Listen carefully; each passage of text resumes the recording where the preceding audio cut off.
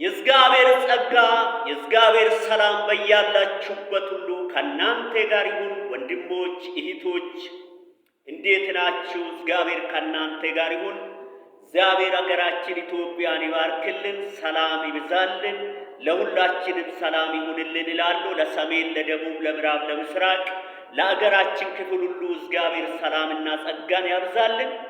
ዋቀዮ ስንብራተው ነገኝ ኬቸን yeroo yeroodhaan isiniif haa baay'atuun jedha. Nagaanna galaadha.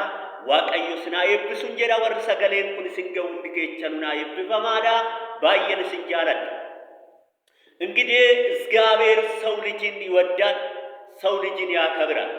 ለምንድን ነው ሰው ልጅን የወደደው ብትሉ እግዚአብሔር ሰው ልጅን በአምሳሉ ፈጠረ ይላል። ከፈጠረ በኋላ ግን በመልካም ስፍራ ሰው ልጅን አኖረ እንጂ በክፉ ስፍራ እግዚአብሔር አላኖረም። አዳምና ሔዋን ኃጢአትን ባይሰሩ ኖሮ እግዚአብሔር ያላዘዘውን አድርጎ ከእግዚአብሔር መንግሥት ባይለዩ ኖሮ ሰው ልጅ ሞት ባልተፈረደበት ነበር፣ መከራ ባልተፈረደበት ነበር። ነገር ግን ከኃጢአታችን የተነሳ ሞት ተፈርዶብን ነበር። ከኃጢአታችን የተነሳ ጨለማ ተፈርዶብን ነበር። ከኃጢአታችን የተነሳ በዲያብሎስ መንግሥት እንድንገዛ ተፈርዶብን ነበር። ያን ዲያብሎስ ያሳተውን ኃጢአት ያሰራትን ሔዋንና አዳምን ከኤደን ገነት እንዲባረሩ ያደረጋቸው ኃጢአት ነበር። ያንን ኃጢአት ሰሩ። ከዚህ በኋላ አልፈልጋቸውም ብሎ እግዚአብሔር አዳምና ሔዋንን እስከ መጨረሻ አላስወገዳቸው።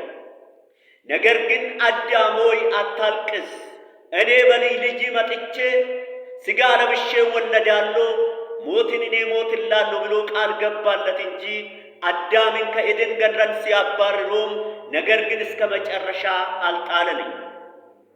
ለዚህ ነው አንደኛ ልጁን ኢየሱስ ክርስቶስን ወደ ምድር ልኮ ለእኛ መጥቶ ሥጋ ለብሶ ሞትን ሞቶ ሞትን ድል አድርጎ እንዲነሳ እግዚአብሔር አብ ወልድን ወደ ምድር ያላከው ማለት ነው። ስለዚህ ወንድሜና እህቴ ሆይ እግዚአብሔር ይወድሻል፣ እግዚአብሔር ይወድሃል።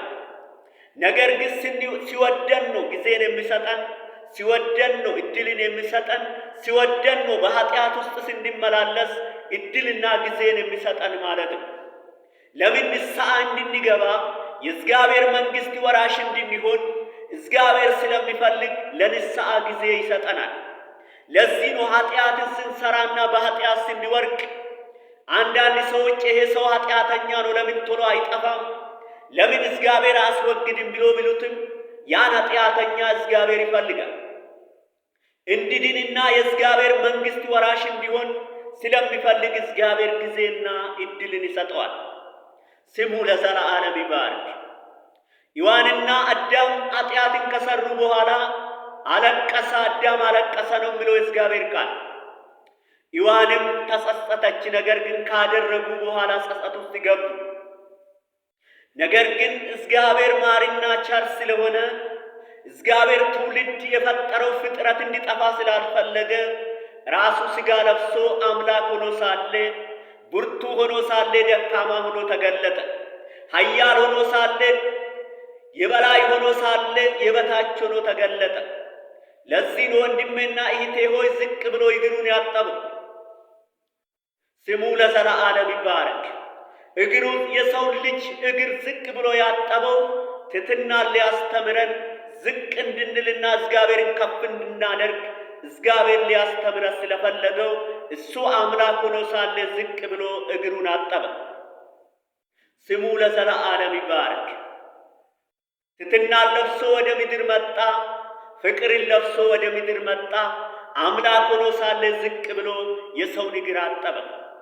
ዛሬም ለዚህ ነው በትሕትና እግዚአብሔር እየጠራን ያለ እንድንድንና የእግዚአብሔር መንግሥት ወራሽ እንድንሆን በዚህ ምድር ላይ እንግዳ መጻተኛ መሆናችን አውቀን ወደ እሱ እንድንጠጋ የሚፈልግ ለዚህ ነው እግዚአብሔር።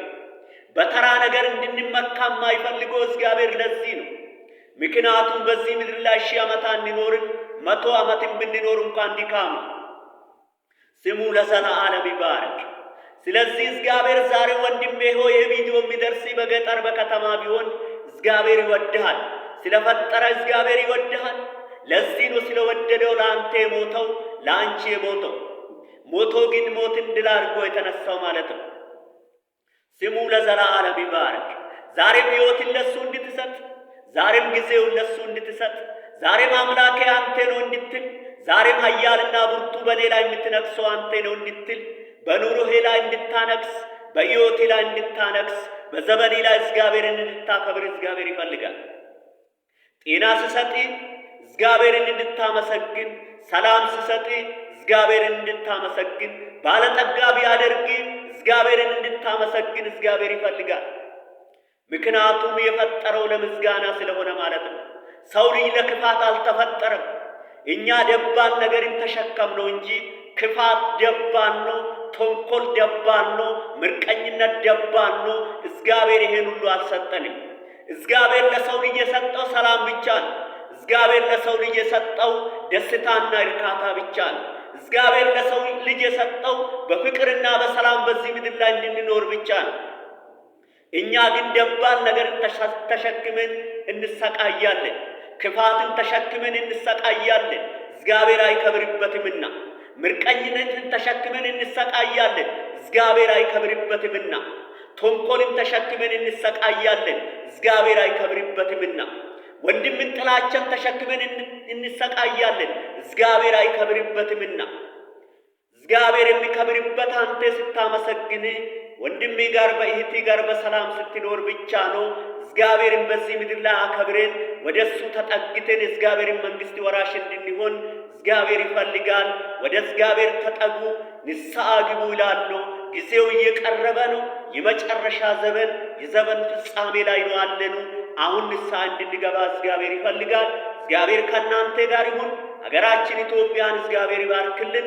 ይሄ ቪዲዮ የሚደርሳችሁ ሁሉ ሰላማችሁ አሁንም የበዛ ይሁን። ወዳችኋለሁ። እግዚአብሔር ያከብራችሁ።